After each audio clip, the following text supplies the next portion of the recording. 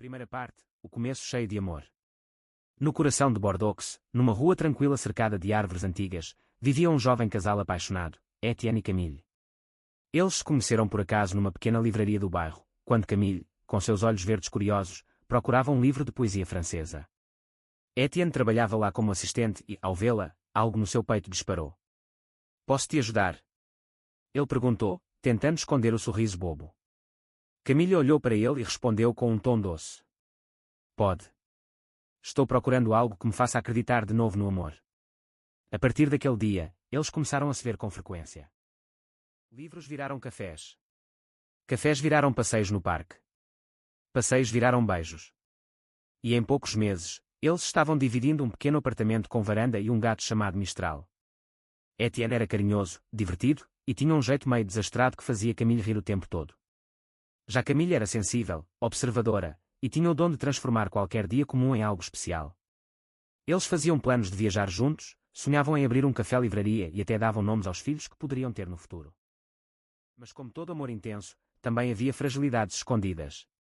Etienne, embora parecesse seguro, tinha um medo terrível de ser traído.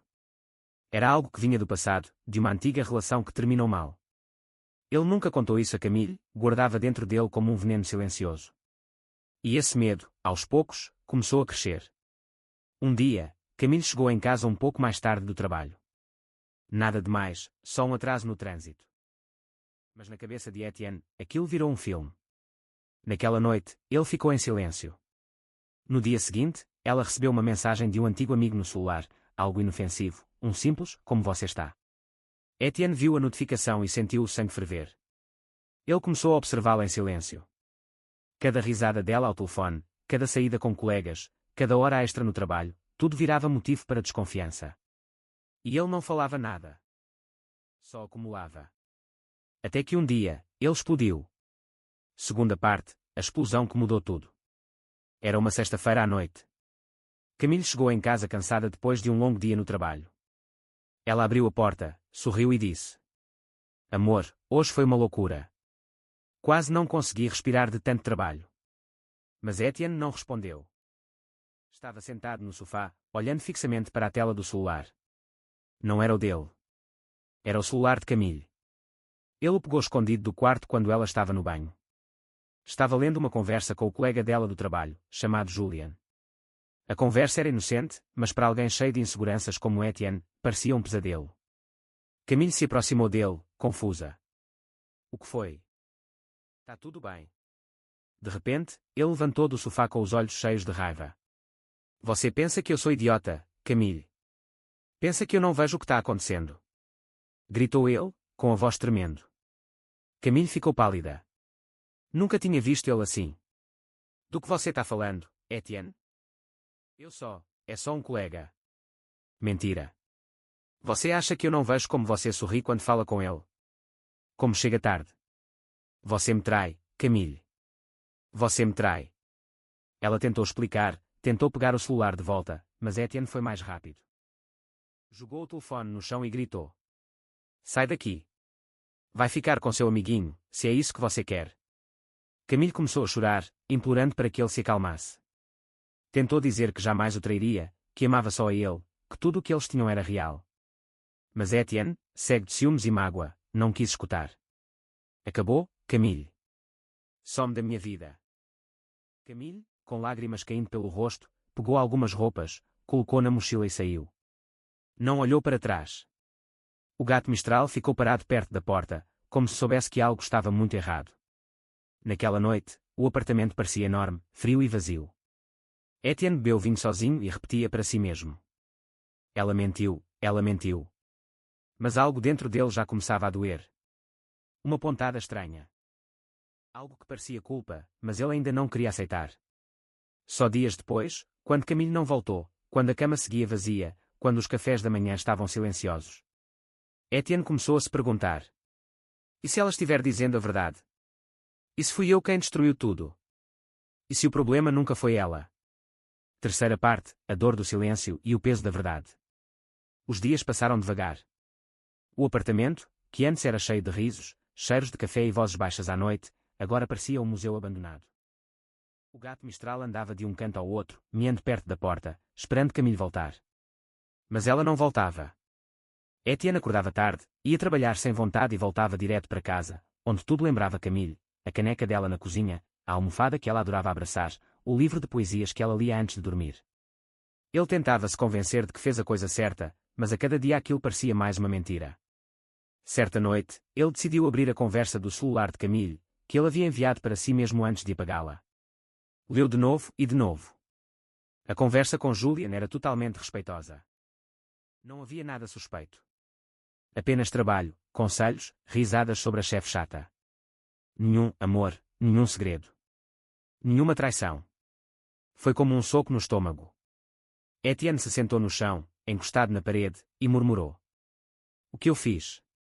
No fundo, ele sabia. Ele sempre soube. O problema nunca foi Camille. O problema era ele. E mais ainda, havia algo que ele escondia, até de si mesmo. Sem querer lembrar, sua mente voltou a uma noite de 2 meses antes. Uma noite em que ele havia saído com colegas do trabalho. Beberam demais. Uma colega chamada Solène começou a flertar com ele. Ele se deixou levar. Foi só uma vez, só uma noite. Nunca contou a ninguém. Nunca contou a Camille. Mas eu nunca amei a Solène, disse em voz alta, como se isso apagasse o erro. Agora tudo fazia sentido. A culpa que ele sentia, o medo constante de ser traído, não era medo. Era projeção. Ele teve medo que Camille fizesse com ele o que ele já havia feito com ela. Mesmo sem ela saber.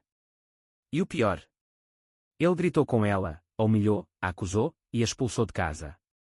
O silêncio naquela noite era ensurdecedor. Ele olhava para o teto e pensava. Eu a perdi. Por minha culpa. No dia seguinte, ele foi atrás dela. Quarta parte, a busca pela redenção.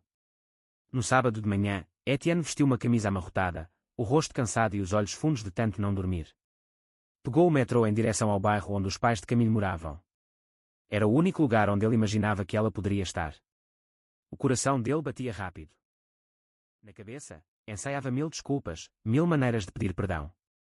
Mas nenhuma parecia suficiente. Quando chegou à porta, bateu 2 vezes. Foi a mãe de Camille quem abriu. O olhar dela era gelado. O que você quer aqui, Etienne? Ele respirou fundo. Eu só quero falar com a Camille. Só isso. Agora você quer falar. Depois de tudo o que fez com ela. Ele baixou os olhos. Não tinha como se defender. Por favor, só alguns minutos. A mãe de Camille suspirou, hesitou, e enfim disse. Ela não quer te ver. Mas vou avisar que você veio. Minutos depois, Camille apareceu na porta. Os olhos estavam vermelhos, mas o olhar era firme. Ela não chorava mais. Parecia mais forte. Diferente. O que você está fazendo aqui, Etienne?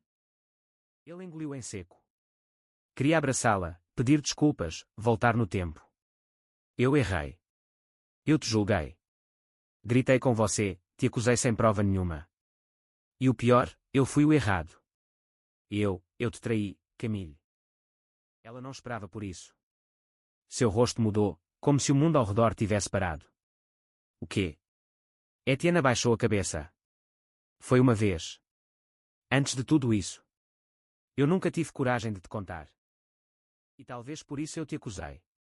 Porque no fundo, eu sabia que o verdadeiro traidor era eu. O silêncio ficou pesado. Camille ficou ali parada, como se tentasse entender se aquilo era real. Então você me expulsou por causa da sua própria culpa.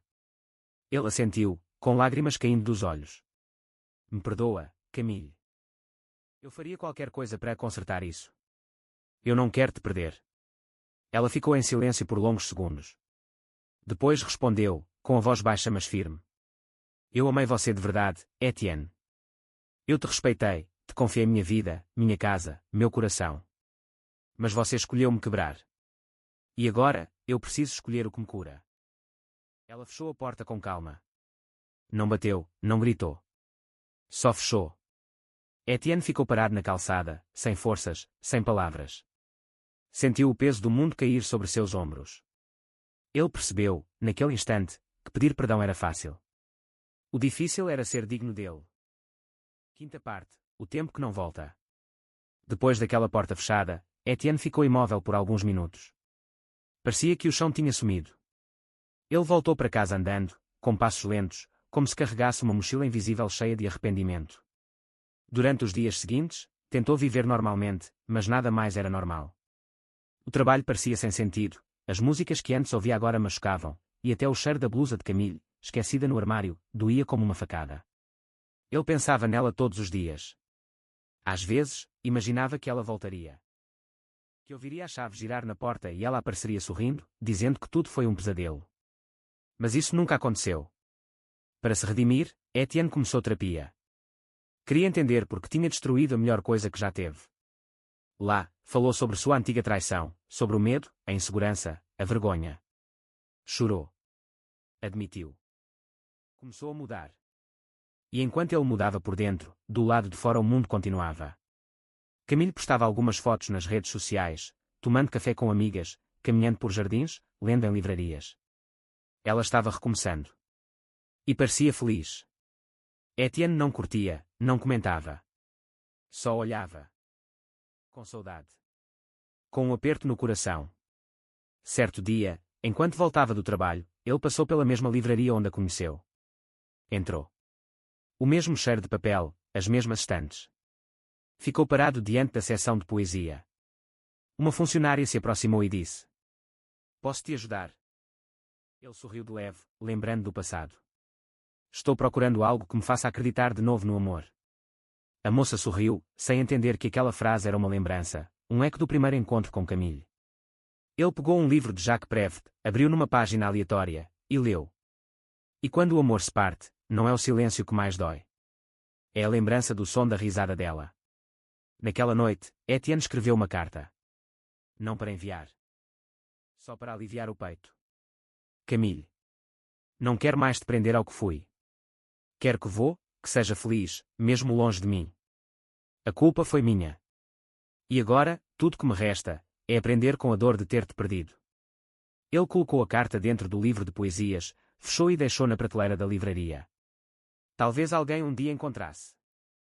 Talvez fosse Camille. Talvez não. Mas para Etienne, era a maneira dele de dizer adeus. Sexta parte, a última chance que não veio. Passaram-se meses. O outono chegou a Bordeaux. As folhas caíam pelas calçadas como lembranças esquecidas. O vento já não trazia cheiro de café fresco, nem o som da risada de Camille nas manhãs de domingo. Etienne seguiu com sua vida, mas algo dentro dele nunca mais foi o mesmo. Ele se tornou mais calmo, mais gentil, mais consciente. Mudou por dentro. Não por ela, mas por tudo o que aprendeu com a dor. Num domingo cinzento, ele foi visitar a feira de livros antigos, algo que fazia com Camille no passado. Andava entre as barracas distraído, até que viu algo que fez seu coração parar por um segundo. Camille. Ela estava do outro lado da rua, com um cachecol amarelo e um sorriso tranquilo. Não estava sozinha. Ao lado dela, um homem sorria também. E entre os dois, uma criança pequena, de cerca de 2 anos, que dava passinhos lentos segurando as mãos deles. Etienne congelou. Camille olhou por acaso na direção dele. Os olhos dos dois se encontraram. E naquele breve instante, todo o passado passou como um filme. Mas ela não correu até ele. Não chorou. Só deu um pequeno aceno de cabeça. Um gesto calmo. De paz. De encerramento. Etienne respondeu com um leve sorriso. Doído. Mas sincero. Ela então virou-se e continuou andando, de mãos dadas com sua nova vida. Etienne ficou parado, olhando até que sumissem da vista. Depois caminhou lentamente até uma cafeteria, sentou-se sozinho à janela, e pediu 2 cafés. Um por hábito. O outro por lembrança. Ele olhou para a xícara vazia em frente e murmurou. Eu te perdi, porque eu mesmo fui quem deixou você ir. Do lado de fora, o mundo seguia. Pessoas riam, viviam, começavam histórias novas. Mas para Etienne, aquela história seria sempre a mais importante. E a mais triste. Porque às vezes, o amor verdadeiro não se perde por acaso. Se perde por escolha. Mesmo que você só perceba isso tarde demais.